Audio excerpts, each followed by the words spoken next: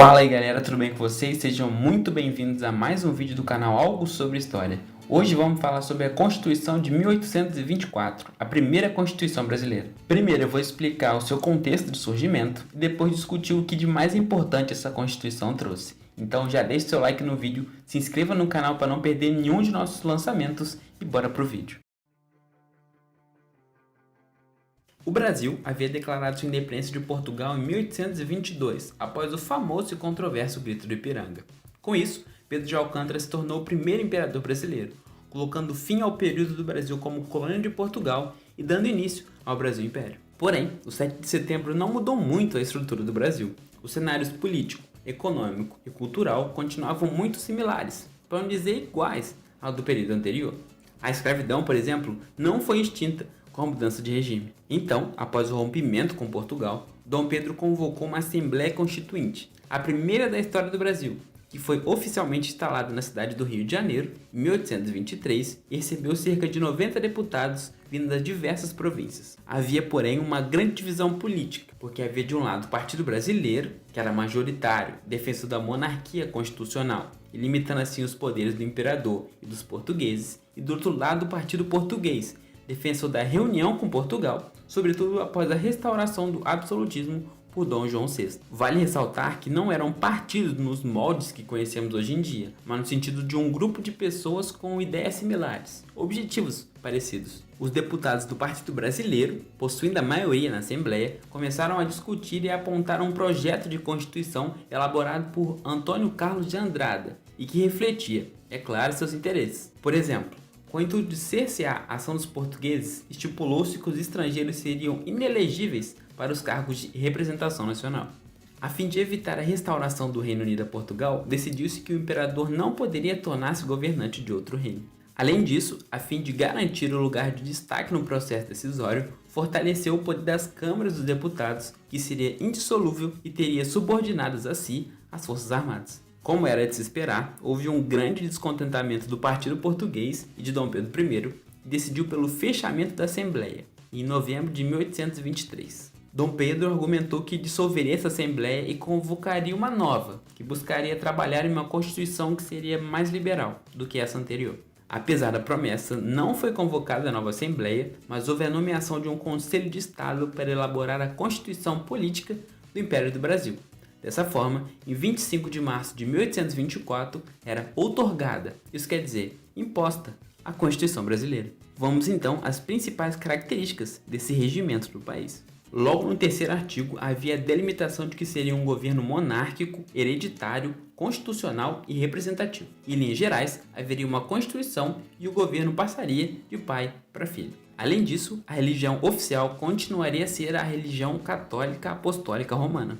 Todas as outras religiões, porém, seriam permitidas com seu culto doméstico ou particular, em casas para isso destinadas, sem ser de forma alguma exterior a esse templo. Então, em linhas gerais, você poderia ter uma outra religião, mas ela teria que ficar reservada somente para esse culto em determinado local. Essa Constituição também estabeleceu a divisão dos poderes políticos entre o legislativo, o executivo e o judiciário, mas criou um outro poder, o poder moderador. Aliás, ele é uma das grandes marcas desta Constituição de 1824. Esse poder moderador era exercido unicamente pela figura do imperador e ele tinha poder e capacidade de desfazer e anular as decisões tomadas pelos outros poderes. Então, basicamente, ele era o único necessário, já que ele poderia reverter a decisão de todos os outros. Ele poderia, por exemplo, nomear os senadores, convocar a Assembleia Geral, prorrogar ou adiar a Assembleia Geral, dissolver a Câmara dos Deputados, no caso em que, entre aspas, exigiria a salvação do Estado, convocando então uma outra que a pudesse substituir. Ele poderia também nomear e demitir livremente os ministros do Estado, além de suspender os magistrados. Dá pra gente ter uma noção do quão era o poder. Esse esquema ajuda a gente a entender como funcionava isso na prática. O judiciário, o legislativo e o executivo tinham suas funções, mas o poder moderador estava acima deles e intervia em suas ações, caso elas não fossem do agrado do monarca. Fazendo agora uma breve pausa, você já se inscreveu no nosso canal? Não deixa de se inscrever e aproveita que você já está parando para se inscrever e também deixa o seu like, porque isso nos ajuda bastante. Então, dito isso, bora voltar para entender mais pontos sobre essa carta constitucional. Outra característica é que ela é tida como bastante liberal para a época. ela garantiu alguns direitos inalienáveis a todos os cidadãos brasileiros, como por exemplo o direito à liberdade, à segurança e à propriedade. Vale dizer que quem era considerado cidadão era qualquer pessoa livre, natural ou naturalizada. Os escravizados, como a gente pôde perceber, não eram tidos como cidadãos, então eles não tinham nenhum desses direitos. E essa charge que está aparecendo agora ajuda a gente a retomar aquilo que dissemos lá atrás, de que a independência não tinha mudado muitas coisas para os escravizados que vieram para o Brasil para exercer trabalho forçado. Então, mesmo entre os considerados cidadãos pela Constituição, que já era bem menos da metade da população, temos a divisão entre os cidadãos ativos e os cidadãos passivos. Os que eram considerados ativos podiam votar e ser eleitos para os cargos públicos, já aqueles tidos como passivos não podiam votar e ser eleitos para os cargos. Em relação ao voto, ele era indireto e censitário. Isso quer dizer que não bastava ser livre, tinha que ter uma renda mínima para poder votar. Também havia uma hierarquização entre quem podia votar. Havia os eleitores de paróquia, que votavam nos chamados eleitores de província. Esses, por sua vez, votavam na escolha dos deputados e dos senadores. E essa divisão existente entre eleitores de paróquia e de província tinha como ponto central a questão financeira. Por exemplo, para ser um votante de paróquia, era necessário ter 100 mil réis de receitas anuais. Para ser um votante de província, por sua vez, é necessário o dobro, 200 mil réis em receita. Para concorrer à vaga de deputado, é necessário 400 mil réis. E para senador, é necessária a quantia de 800 mil réis. Com esses exemplos, eu acho que deu para perceber o motivo de uma parcela muito restrita da população ser votante. Tinha que ser rico, e bem rico.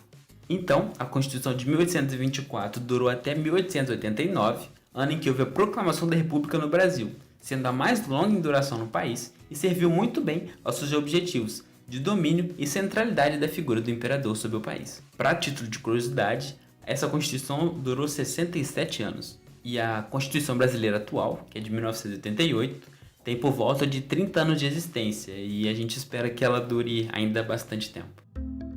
Chegando no final de mais um vídeo, a gente tem as dicas do historinho de hoje, que são duas. A primeira é o próprio texto da Constituição do Império do Brasil, que foi outorgado em 1824, e também um artigo do Rafael Neves Martins, que interpreta essa Constituição e alguns de seus pontos.